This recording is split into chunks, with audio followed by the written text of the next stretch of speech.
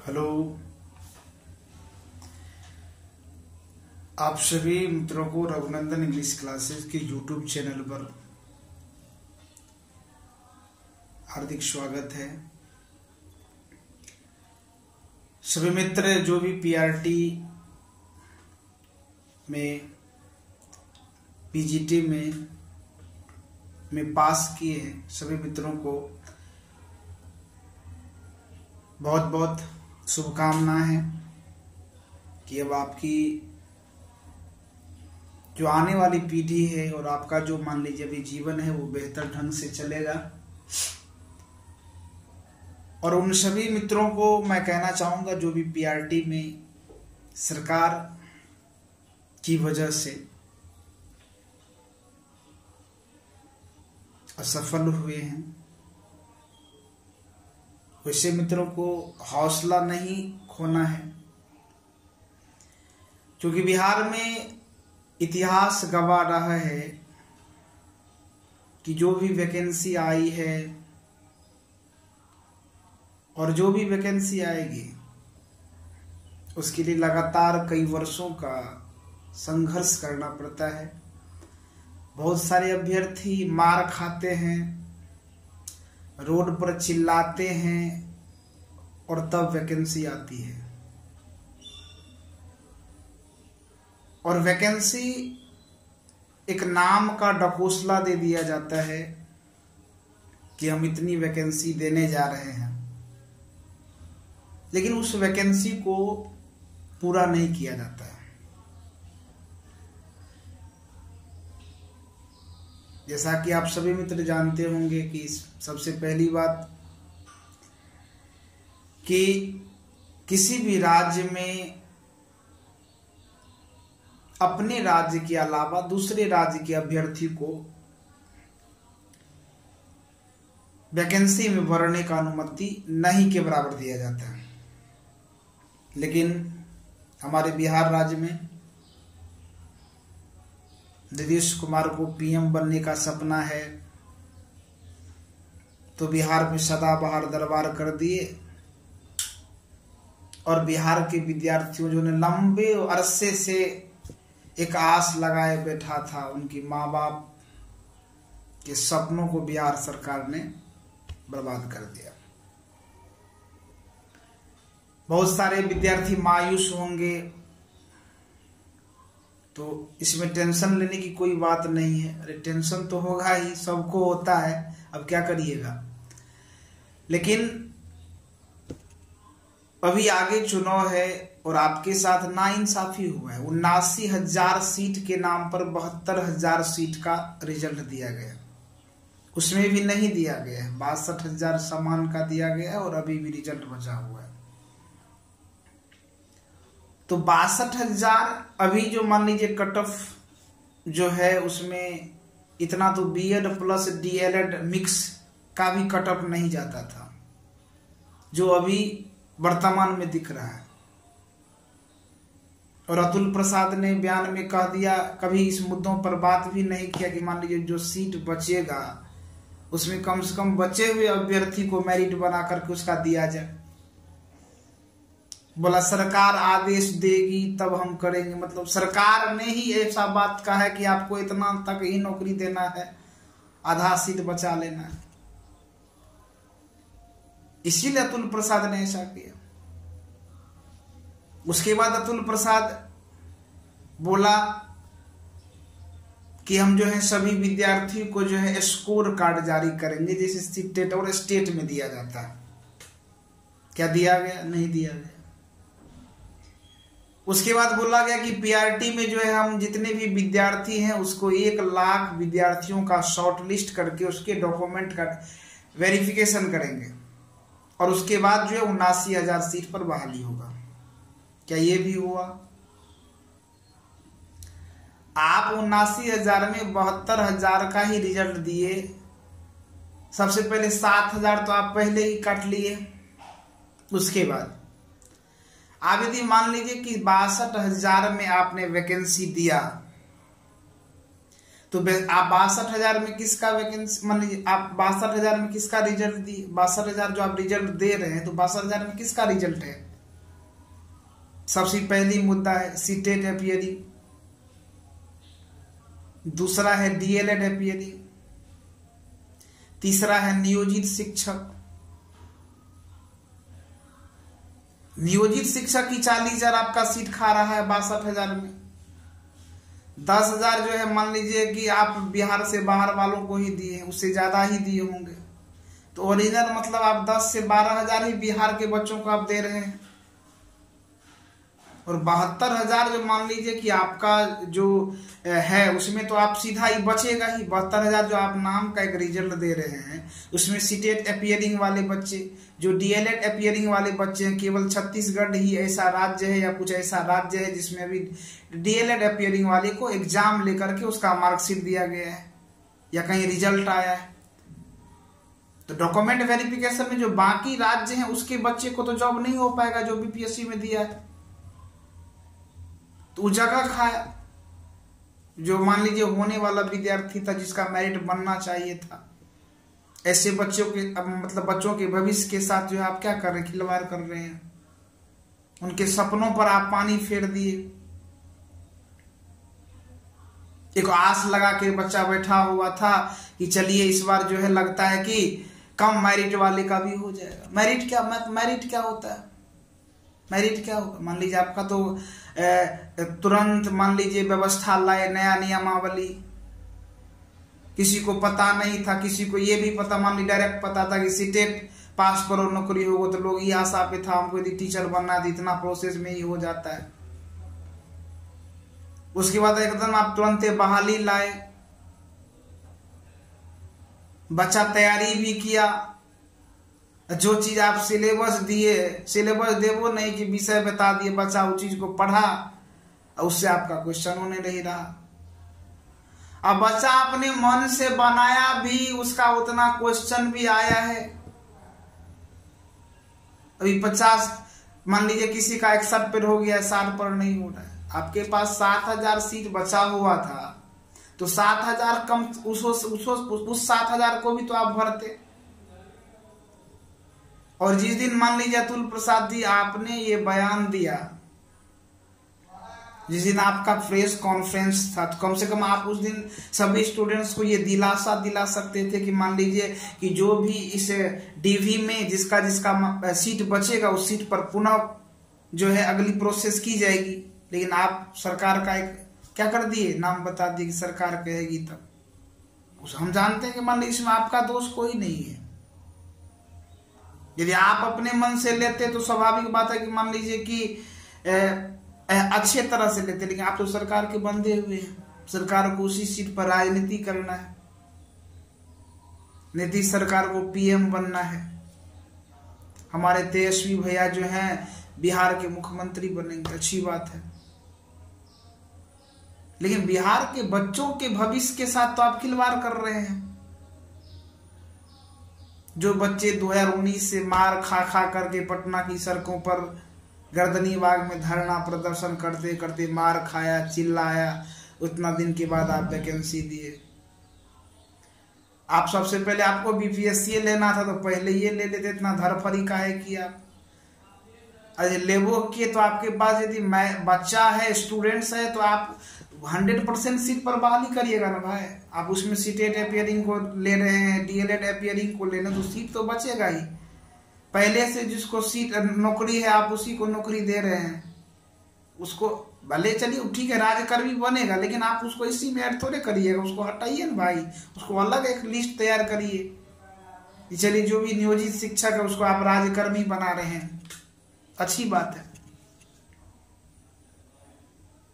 लेकिन जो विद्यार्थी मान लीजिए अभी तक कटअप को, यूट्यूब के कटअप को देख करके, टीचर के कटअप को देख करके, टीचर के आशा को देख करके, आज मान लीजिए सुप्रीम कोर्ट ने मान लीजिए डीएलएड को सपोर्ट किया, क्योंकि इतने दिन से तो डीएलएड वाले प्रताड़ित ही रहे हैं।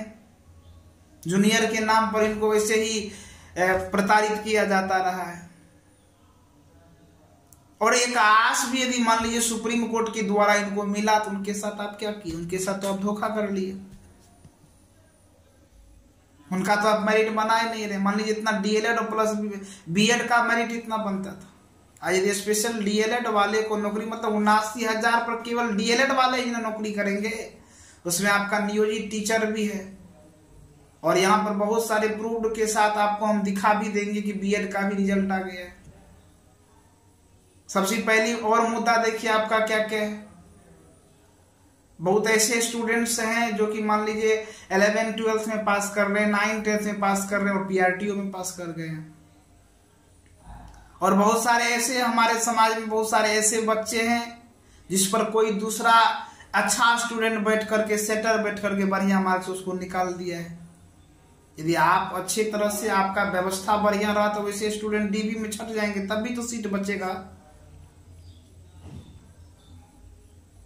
उसके बाद मंत्रिमंडल का अलग खाका तैयार है, 150 200 सीट मंत्रिमंडल जो है मतलब 12-13 लाख ले करके जो है सबको बाल मान लीजिए उसमें डायरेक्ट नाम दिया जा रहा है, भले उसका ओएमआर पर हुआ नहीं हुआ। आप जो एक मान लीजिए दे दिए डायरेक्ट पीडीएफ बना करके रोल नंबर नाम, आप मार्क्स नहीं दिए। ऐसे बच्चे को कैसे पता चलेगा कि उसको इतना नंबर आया है? वो जानता है मान लीजिए कि मेरा 55 है, मेरा 59 है, 58 है, कोई 60 है। आप क्वेश्चन के लेवल को भी देखें, क्वेश्चन लेवल ठीक है, चलिए कोई बात नहीं। अरे आप जो भी बच्चा बनाए, आपको 79,000 सीट पर तो सभी स्टूडेंट्स को पास करना है जी। कि आप उसी में से 62,000 72,000 का रिजल्ट दे रहे, उसी में से आधा छटिए जाएगा, आधा सीट बचल लेगा, तो उसको तो आप कम से कम दिलासा दिला सकते हैं कि ऐसे बच्चे हतोत्साहित ना हो, उसको उसका मेरिट दिया जाएगा। कौन मान लीजिए उसका सेकेंड मेरिट लिस्ट दिया जाएगा, आप कम से कम दिलासा दिला सकते हैं। नहीं तो ये बच्चे नाराज होकर के नीतीश कुमार को जो पीएम बनने का सपना है सब कुछ चूर चूर कर देगा। आने वाली जो भी आपका चुनावी प्रक्रिया है सब पर इसका इफेक्ट पड़ेगा, क्योंकि सबसे ज्यादा 1 to 5 के बच्चे ही संघर्ष किए हैं। इतने यही बच्चे प्रताड़ित हुए हैं और आप इन्हीं बच्चों के साथ आप भी धोखा कर दिए, झोलझाल आप कर। आप अपने बातों पर मुकर नहीं रहे। आप बोले कि हम जो है 1 लाख विद्यार्थी को शॉर्ट लिस्ट करेंगे, कहाँ गए 1 लाख? आप बोले कि हम स्कोर कार्ड जारी करेंगे, कहाँ गया आपका स्कोर कार्ड? ऐसे कैसे पता चलेगा कि आप सही किए हैं गलत किए हैं? चलिए मान लीजिए हम बता दिए कि मान लीजिए सही किए हैं, आप बोले कि कोई गड़बड़ी नहीं हुआ, मेरे आंख के हाल का देखा हुआ है कि कोई किसी के सीट पर बैठ करके एग्जाम दिया और निकल गया है, अभी फेसबुक पर स्टोरी लगा रहा है। कैसे कहेंगे आप? सीटेट अपीयरिंग में जो छटता है, डीएलएड अपीयरिंग में जो छटता है, नियोजित टीचर को आप एक अलग लिस्ट तैयार करिए। जो मान लीजिए किसी भी दूसरे सेटर के माध्यम से जिस बच्चे का रिजल्ट बनना है उसको बाहर करिए। ऐसे 4-5 मुद्दा है जिससे कि सीट बचेगा, आधा सीट बच जाएगा। 72,000 में लगता है कि 35,000 सीट नहीं बढ़ेगा। तो ये 35,000 पर तो आप बाकी बच्चों का मेरिट बना सकते हैं कि आप इनके साथ आप फिर 4 साल 5 साल का गेम खेलिएगा। यदि आप इनके साथ गेम खेलिएगा तो भी आपके साथ गेम खेल लेगा। जगह जगह पर जा के समाज में जो है लोगों को मोटिवेट करेगा कि नोटा को दबाइए। इन सबको वोट देने की आवश्यकता नहीं है। बच्चे को मोटिवेट किया जाएगा, अत्यधिक लोगों को मोटिवेट किया जाएगा। और आपके साथ बहुत ही हम लोगों के साथ जो भी छात्र हैं, जो भी पीआरटी में असफल हुए हैं, असफल क्या हो, तो आपकी गंदी राजनीतिक कर्म असफल हो गए ना, आपका सिस्टम की वजह से। इतना तो कटअप मान लीजिए कोई बच्चा ये भी नहीं सोचता था कि यदि बीएड होगा तब भी इतना होगा। उसको ये आशा लग रहा था कि इस बार नीतीश चाचा और तेजस्वी भैया उसको जो है एकदम रोजगार दे देंगे। लेकिन बेचारा वो नहीं जानता था कि राजनीति का पेच है, राजनीति का शिकार हो गया बेचारा वो सब।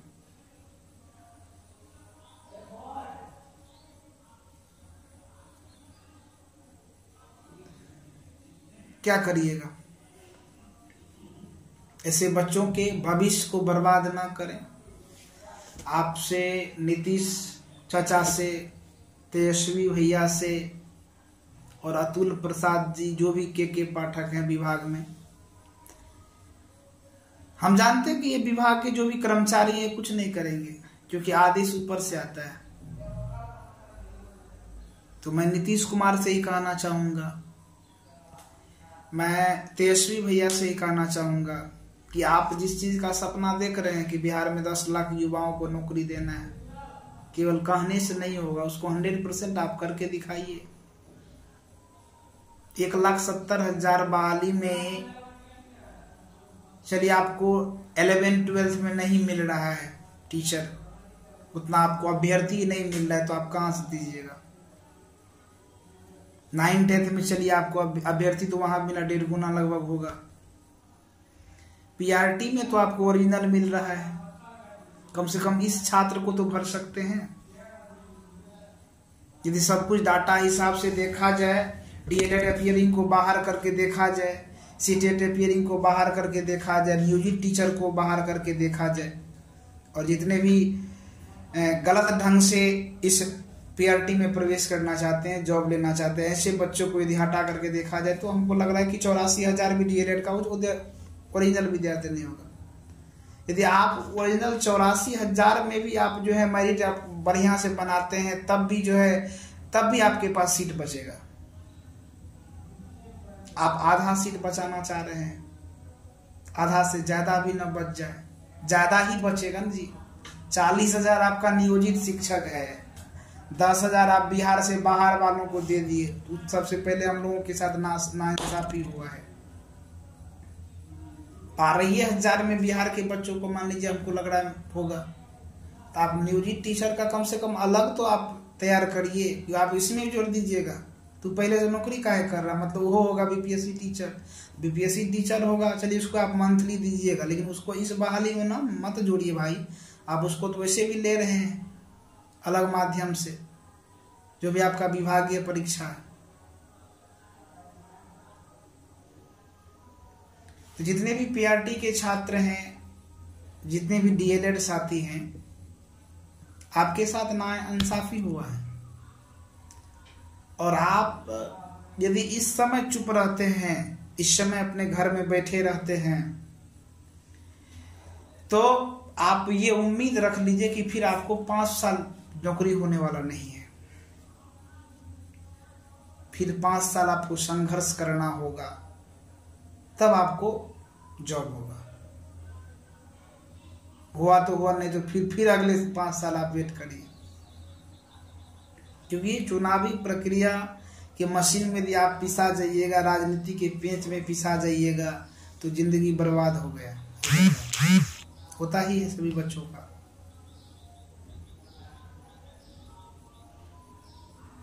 इसीलिए मैं सभी डीएलएड साथी से निवेदन करना चाहूंगा कि आप जो भी मित्र हैं,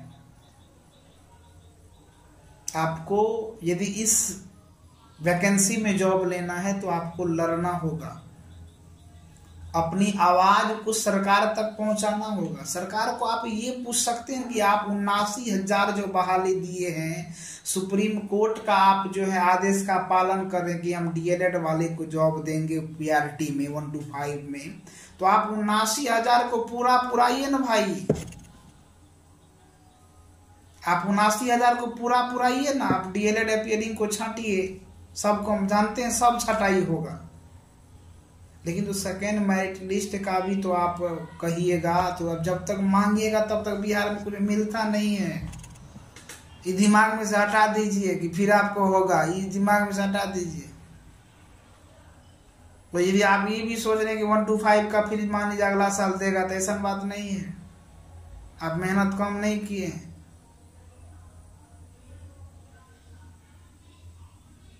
79,000 सीट यदि दिया गया है इसमें, तो उसको भरेगा ना जी, कि 79,000 नाम का ढकोसला था।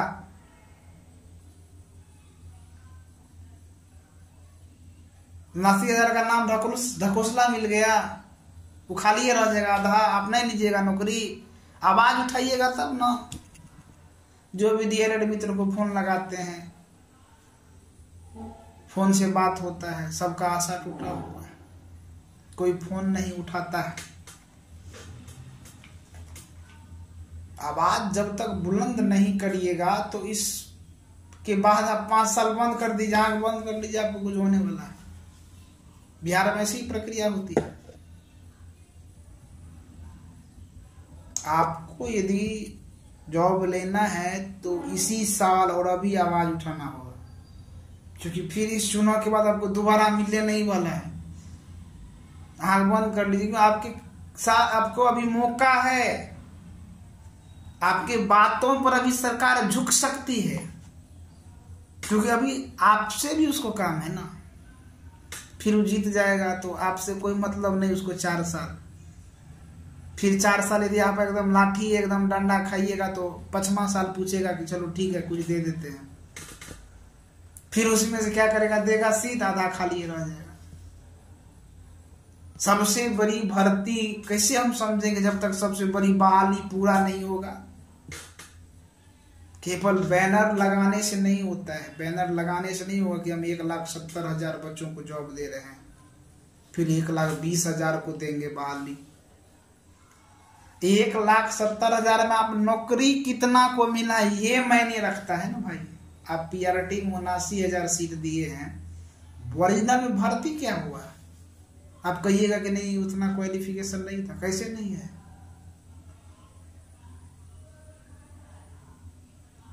आप सिलेबस दिए, कुछ क्वेश्चन आ गया कुछ, तो बच्चा डिप्रेशन में जाएगा कि नहीं जाएगा, और दिमाग बौखलाएगा कि नहीं बौखलाएगा।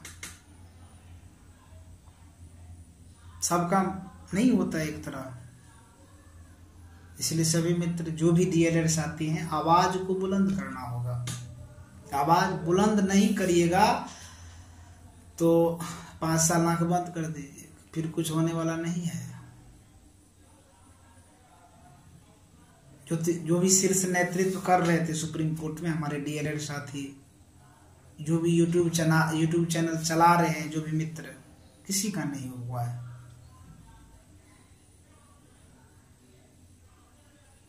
तो अपनी आवाज को बुलंद करना होगा। यदि आपको इस साल जॉब लेना है, आप सरकार से एक बात पूछ, आपका अधिकार है, संविधान ने आपको अधिकार दिया है तो पूछ सकते हैं आप। अभी मौका है, फिर 5 साल मौका नहीं मिलेगा, आंख बंद कर लीजिए।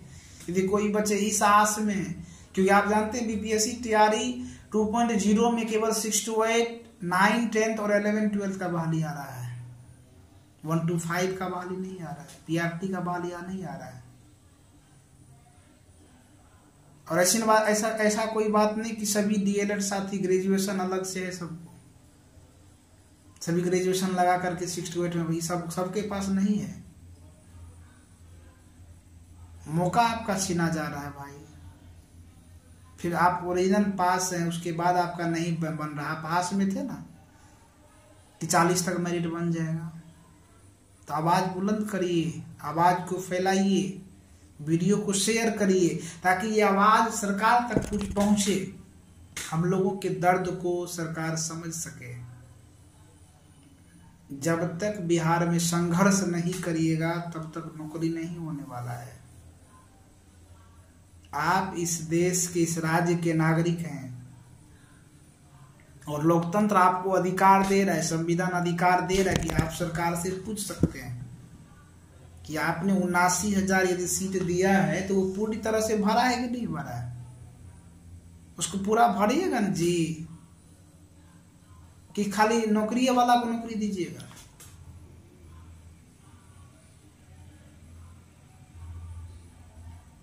इसीलिए जो भी छात्र हैं, जो भी डीएलएड साथी हैं,